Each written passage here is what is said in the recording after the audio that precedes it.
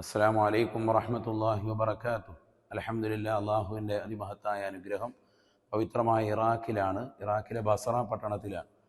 ബസറയിലെ ഏറ്റവും ശ്രദ്ധേയമാകുന്ന മക്കാമാണ് സുബൈർ ബിൻ അൽ അവ്വാം റളിയല്ലാഹു അൻഹുവിൻ്റെ മക്കാം.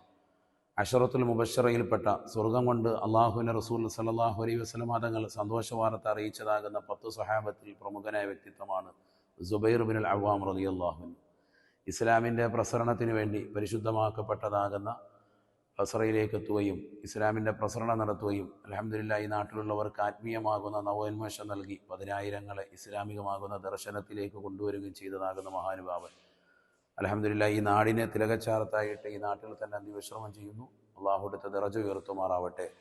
അവരോടൊപ്പം സ്വർഗത്തിലൊരുമിക്കാൻ അള്ളാഹു തൗഫീഖ് നസീബാക്കുമാറാവട്ടെ.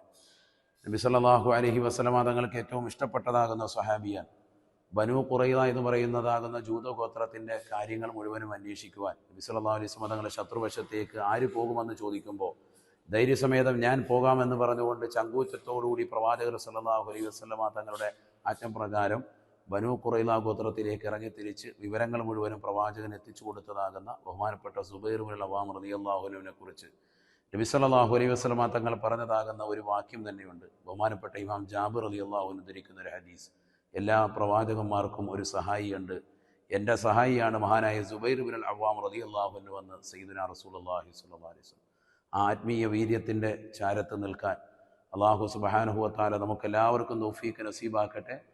റുഹൈ ബയാൻ കുടുംബാദികളോടൊപ്പം ഇറാഖ് ബസറയിലെ സന്ദർശന വേളയിൽ അൽഹംദുലില്ലാ വെള്ളിയാഴ്ച രാവിൽ ബഹുമാനപ്പെട്ടവരെ സിയാറത്ത് ചെയ്യാൻ സൗഭാഗ്യം ലഭിച്ചു. അള്ളാഹു വീണ്ടും വീണ്ടും നമുക്കിവിടെ എത്തിച്ചേരാൻ തൗഫീഖ് നസീബാക്കട്ടെ. അസ്സലാമു അലൈക്കും വറഹ്മത്തുള്ളാഹി വബറകാതുഹു.